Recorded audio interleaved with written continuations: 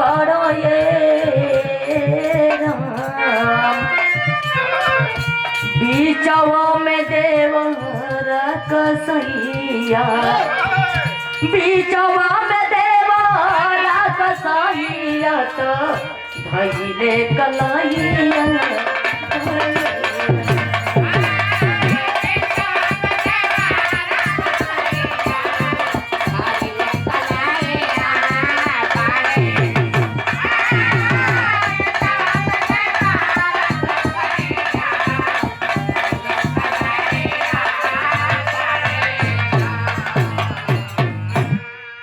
अच्छा भैया उधर से बड़ा बढ़िया प्रसंग आप लोगन के बीच में सुने के मिलल जो उनकी बहुत अच्छा रहल समझे वाली पारिवारिक कहानी रहल। हर लड़का को ऐसा ही होना चाहिए जो कि अपने लड़का पर माँ बाप को गर्व हो। तो देखा इधर से हम एकदम खानदानी विराह सुनावे जाता नहीं। अरे वाह जो इनके ग्वाल वंश से रही ताकि आप लोगन के भी सुनने में कुछ पर्दा खा जाए। छोटा सा विराह हमार जल्दी में खत्म हो जाए। तो कहना बा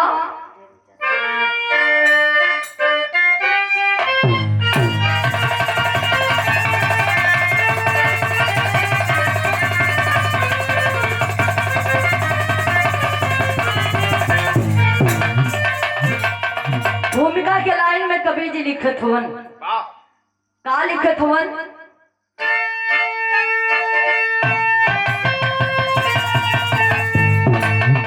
धरती धवल धन्य भारत की नगरी पैदा किया जिसने लाखों बबरी को सानी सिकंदर में हिम्मत ले भागा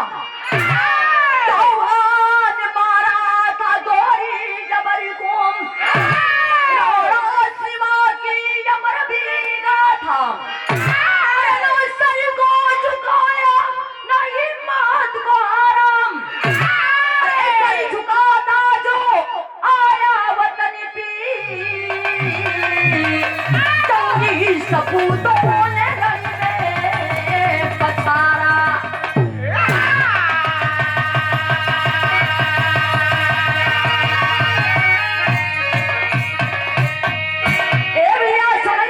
समझने में आसान हो जाए। यह बात उस समय की है जिस समय हमारा देश गुलाम था। गुलामियों के जंजीरों में चक्री भारत माता करा कर रही थी। मेरे देश के भी नौजवान साथी अपने देश के लिए जागो, अपने समाज के लिए जागो। हमारे देश के भी नौजवान साथी हंसते हंसते भारत माता का ऐलान सुन करके उस दुश्मनों के सामने कदम बढ़ाने लगे। यही से कव्वाली के टुकड़ा लगल हो कहना हो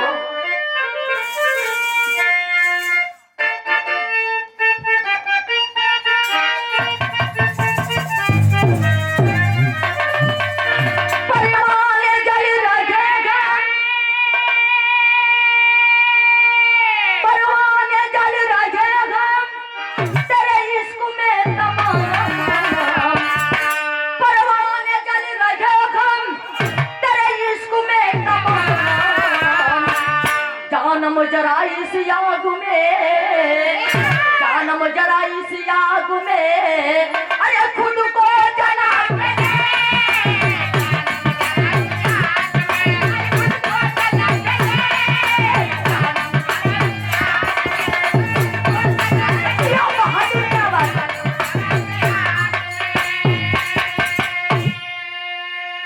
लेकिन गाना के भाव में कवि जी संकेत दे रहे हैं। हमारे देश के भी नौजवान साथी ललकार कर कहते हैं, क्या करते हैं बाबू? नौकरी गरज पड़ा हम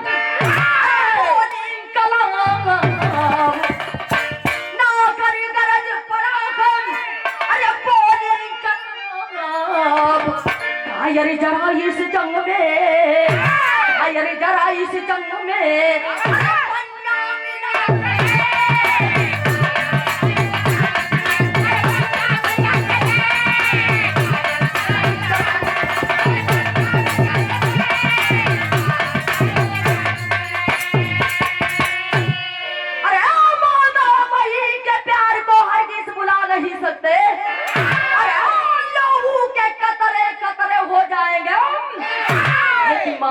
पति के दामन में दाग लगने नहीं देंगे। यही से हमारी कहानी शुरुआत हो गई। कहानी कहाँ के है?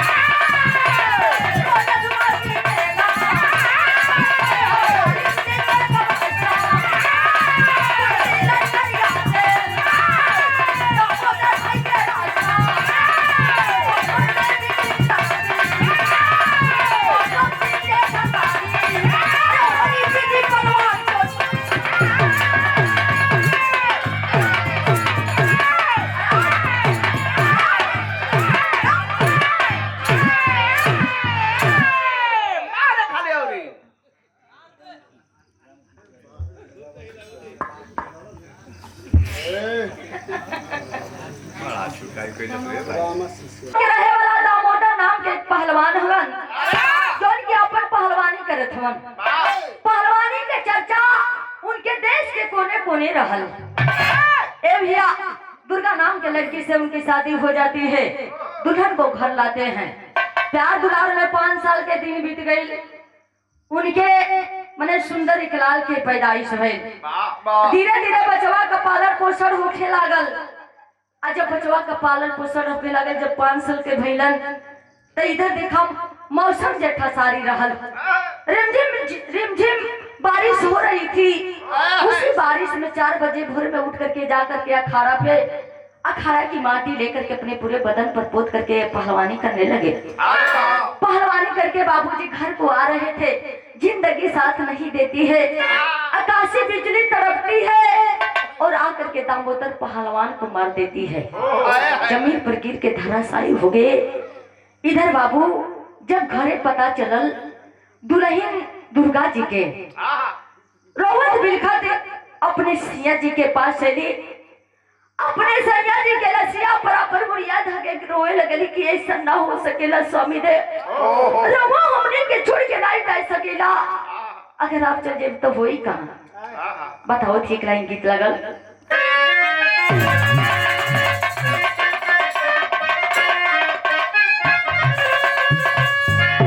रोई मर बोए राजा,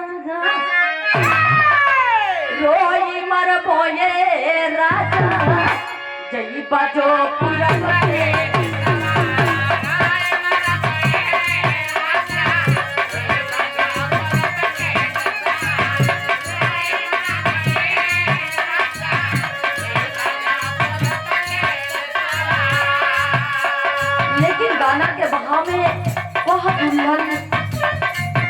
रो करके एक बात कहती है अपने सैया से।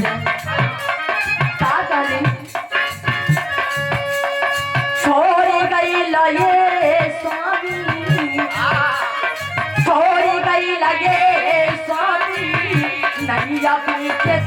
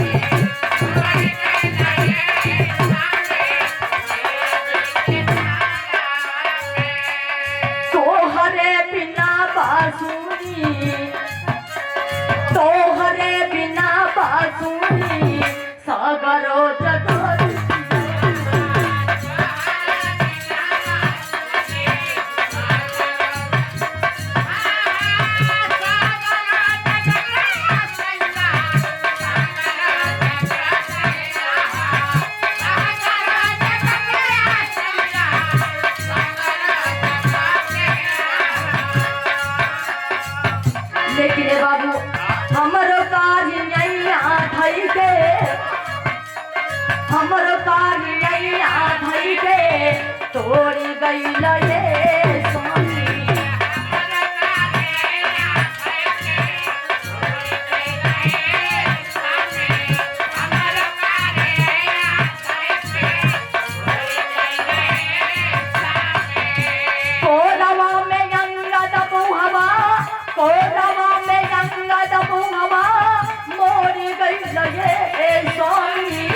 नैया बीच धारावा में छोड़ गई लगे।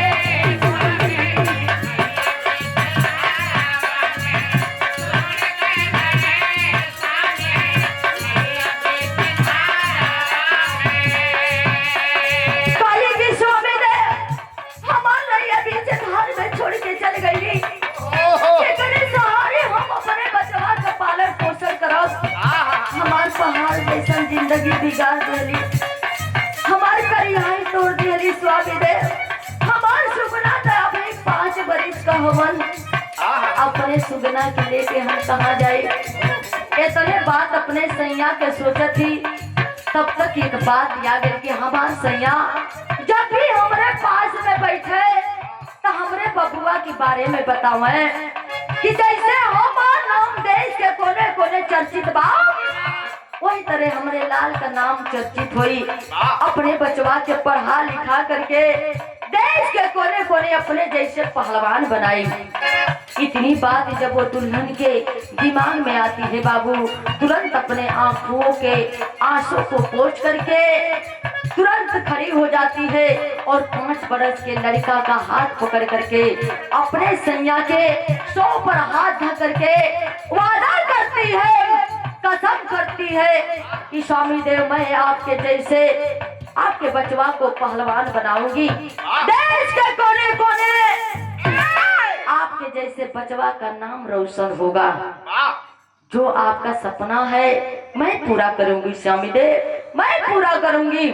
5 बरस का लड़का का हाथ पकड़ करके बाबूजी, जो कि दामोदर पहलवान के 2 गुरु थे और दोनों सगे भाई थे, जिनका नाम था सज्जन और सूरत।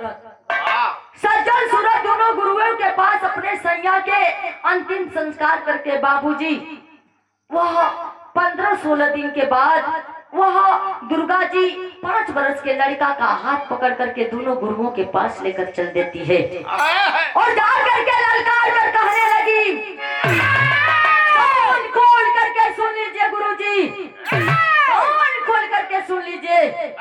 मैं यही चाहती हूँ कि मेरा बचवा अपने बाप के जैसे हो, जैसे उनका नाम देश के कोने कोने चर्चित था। आप लोग ही पहलवान बनाए थे, इसलिए मैं चाह रही हूँ कि बचवा मेरा अपने बाप के स्थान तक पहुँचे। इतनी बतिया जब सज्जन सूरज सुनलन, ए बाबू नहीं कुछ बोलत अड़न, चुपचाप सुनत अड़न। खन माई की ओर मुहवा देखत हुवन, खन लड़कवा की ओर मुहवा देखत हुवन। मने मने सोचत हुआ कि 5 बरस का लड़का हो, अरे कैसे पहलवानी कर सकेला, कैसे पहलवानी सीख सकेला। लेकिन 5 बरस का लड़का के देखा, खन माई के बतिया के सुन ले, तखन दोनों गुरुवन के ओर तक ले। वो दिल, वो लड़का 5 बरस के लड़का के दिल में बड़ा उमंग हो कि हमरे बाबूजी के सपना साकार करेगे बा, मारी के सपना हो। बाबूजी का सपना रहल, सपना ना पूरा कपल में दुनिया के छोड़ के चल गए। बाबूजी के सपना जो ना अधूरा हो के हमरा के पूरा करेगे बा। वह लड़का ए बाबू 4 बजे भोर में उठ के चलल कहाँ हो। एक लाइन गीत लगा,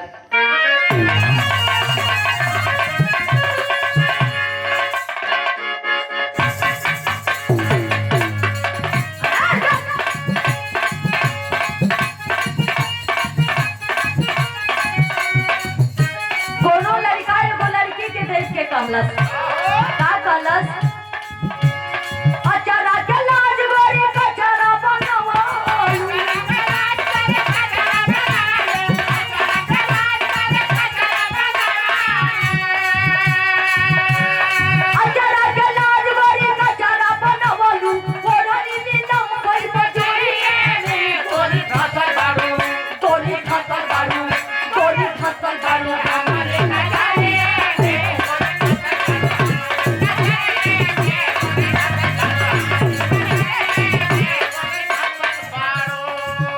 लेकिन 5 बरस का लड़का बाबू 4 बजे भोर में उठ करके दोनों गुरुओं के साथ में कहाँ पे चलता है, कहना है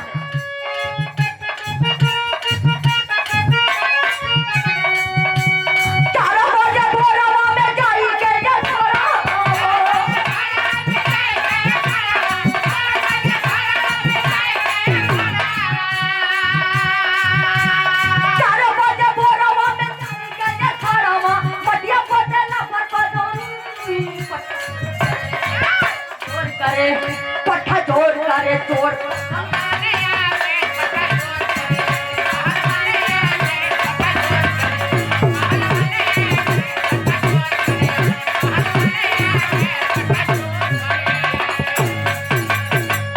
मिलाया आशीर्वाद गुरु सूरत के चरनावा, मारी के रियाज पट्टा बना पगल बनावा।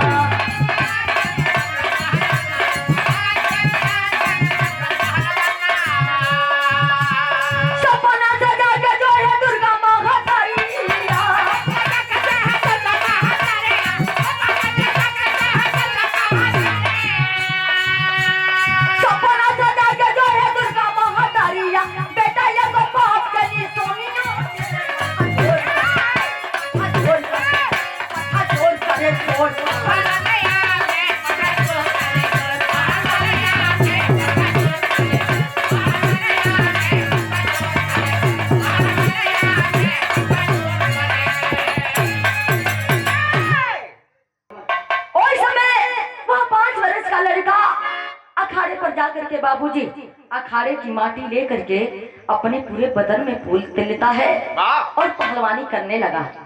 इसी तरह पहलवानी करते करते करते करते वो अंगद बबुआ अंगद पहलवान के नाम से चर्चित होने लगा। धीरे धीरे 18 बरस के हो गए, देश के कोने कोने उनके पहलवानी का चर्चा होने लगा। धीरे धीरे समय बीते लगल हो बाबू। इधर चर्चा सुनले बा जौन की सज्जन सूरत गुरु के एक ही साला बड़ा दुलरुआ रहल, जौना का नाम जौहर रहल। सचलस के बचपन में रहल, ओकरा पहलवानी देखले रहली। लेकिन अब सरवा के सुनतनी बड़ा देश के कोने कोने बड़ा पहलवानी का चर्चा बा। तनी चली हमहू अपने दोनों बहनों के घरे ओकरा पहलवानी देखें। मन में विचार बना करके वह जौहर अपने दोनों बहनों के घर चल देता है बाबू। और जब घरे आयल बा ता अखाड़े पर पहुंचल बा। एक लाइन गीत लगल, उहे गीत हो जौन किशोर की बेचन चाचा के जब देवी गीत चलेला तो मालूम ना पड़ेला कि हमके आपके दुनिया जवार के छोड़ के गए बारन। बड़ी सुहावन गीत लगेले कैसे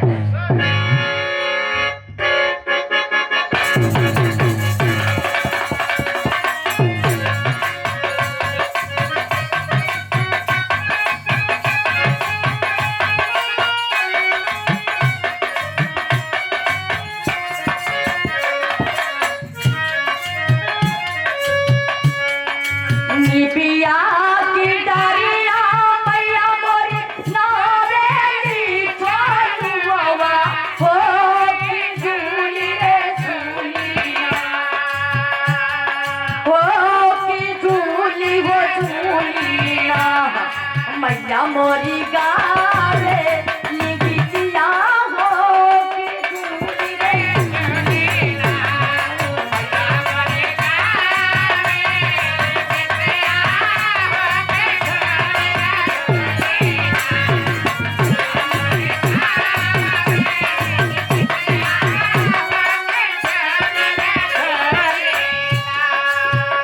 भाव में कहना है अखाड़े पर साजन के साला मन में कोई ले बिचारवा हो जावरा घरवा हो यही लेना हो जावरा घरवा हो यही लेना कुश्ती देखे वही अखाड़वा जावरा घरवा हो यही लेना।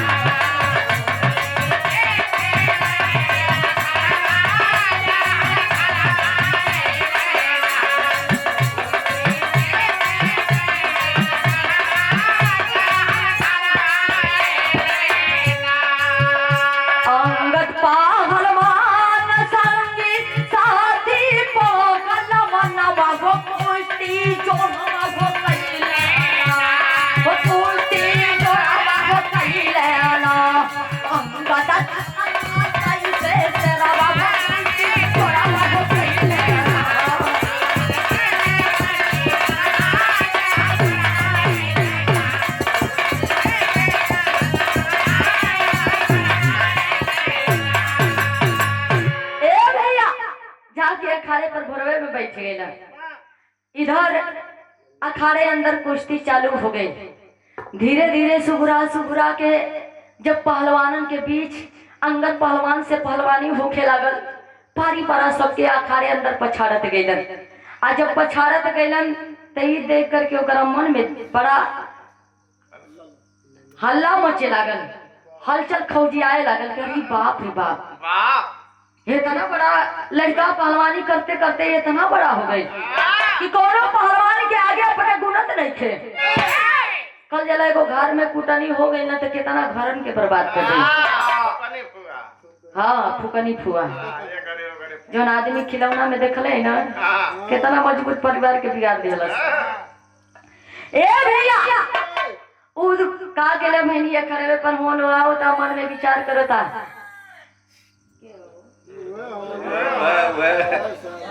हम कहीं किलो में करके उपस के सांस लेता। ए भैया ओई समय देखा भैन का बा आइल, दोनों बहनोई बैठल बाड़न हाथ गोड़ धो के। कलश की देखा बहनोई, हमरे दिल में एगो सपना भर दे। कला रे दुलरुआ साला, तुम्हारे दिल में क्या ऐसी सपना है? कला की जो कि आप ही पूरा कर सकते हैं। कला जो तुम्हारे दिल में है दिल खुल को बोलो। तो उस समय बताओ थे एक लाइन गीत लगा। आई देखिए आदरणीय आप प्रभु आप मान्य आप श्री लल्लन भैया के कर कमलोदरा 51 रुपए का पुरस्कार चरणों में पाव लगी। आशीर्वाद के चार सब भैया के नमस्ते प्रणाम पाव लगी रही कहना है।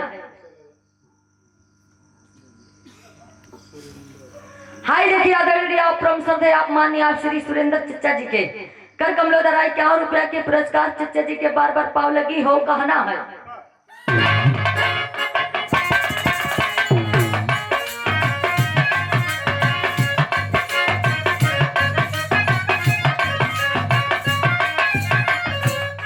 कोनो मेहरारू का मनसजवा बड़ा भंगा रहला, कोनो चीज खा करी सा जिस बैलेंस हो जाता बड़ा बिगड़ जा, जैसे ये अपने मेहरारू पर बिगड़ जाला। कहीं जाए तो ये तो कहेगा कि तुझे भी हमारे बेइज्जती करवाए। अरे हम कैसा नहीं तू कैसा यही तो वो का कहलस रतिया बालमुआ दिहले गाड़ी तरकारी।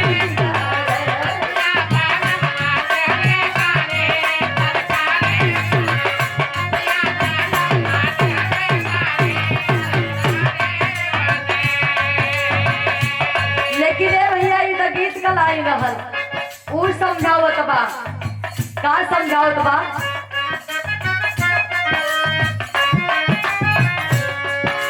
जौहर बोलल बा मनवा मारी बलकारी।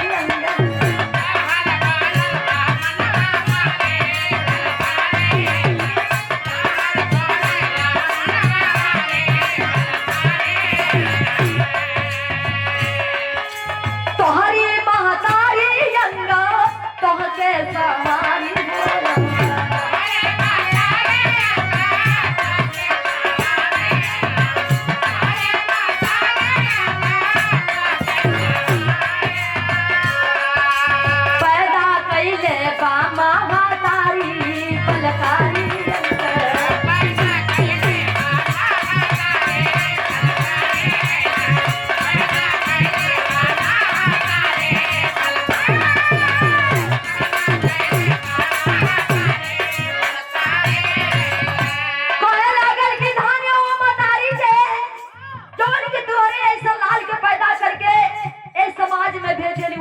के हमरे तरफ से कोटि कोटि नमन बा। इतनी बतिया शाबाशी अंगद पहलवान के देखो मन, लेकिन अपने दोनों बहनों के कलन की देखा बन हुई। हमरे मन का ये इच्छा बा कि अगर तुम्हार दोनों जना में आई अंगद पहलवान में ये कुश्ती हो जाए तो हम देख लेते कि तुम्हार लोग अपने चेलवा के पटक देखा कि चेलवा तुम्हार लोग के पटक देता। ये तनी बात सुन करके अंगद पहलवान कलन के अरे बाप रे बाप, हमने के बीच में बाप बेटा का रिश्ता है। आई बाप बेटा के रिश्ता में ये कैसे खोट हो सकेला? आखिर एगो बेटा अपने बाप से कैसे अखाड़ा पर पहलवानी पानी कर सकेला। ए भैया ये तनिए बतिया कहत हुन हो तो कहल गए कि जितने लकड़ी के गरबा उतने सुखर होई आ जितने बात के गरबा उतने बात के फेरा में लिया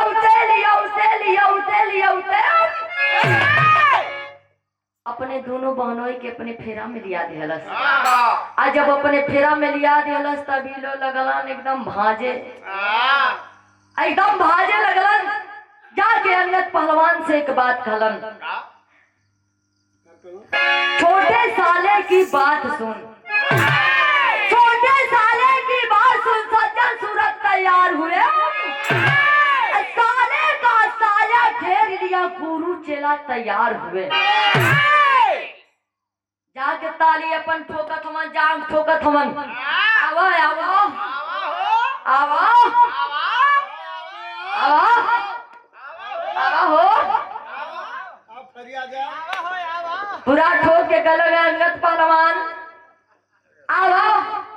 कल सुबह में कुश्ती नहीं होगी, हम दोनों गुरुओं और चेलाओं के बीच में कुश्ती होगी। हम दोनों भाई रहेंगे और अंगद पहलवान रहेंगे। शाम का बेरा बा, जाके सारी भैयन के सारे पहलवानन के मना कर दिलन। आयर अंगद पहलवान के एकदम आवा हो आवा आवा कहले बारन। अंगद एक बात कहलन कि जब हमार गुरुए ना मानत हम तो हम कैसे मान जाए। कलम लड़ना है तो डरना क्या, अरे लड़ना है तो डरना का, जागा चोट जवानी का। दोनों भाइयों को पटक दिया, आशीर्वाद मिला भवानी का। कलम की जब लड़ाई के तो डरे के कहा। ए भैया इधर सारे पहलवानों के मना कर दिहलन। 4 बजे भोर में जा करके अखाड़े पर चारों मूर्ति अपन इकट्ठा भइल बा। दोनों गुरुवन में पारी परांगत पहलवान से लड़ाई होके लागल। अब वो अखाड़े अंदर घुस गई तब का जानो कि हमारी गुरु हुआ कि का हुआ हमारे मरद हुआ कि हम उनके मेहराज हुए। लड़ाई तो लड़ाई गुरु जहाँ को तहाँ के, लेकिन आज विपक्षी में लड़ाई होती है।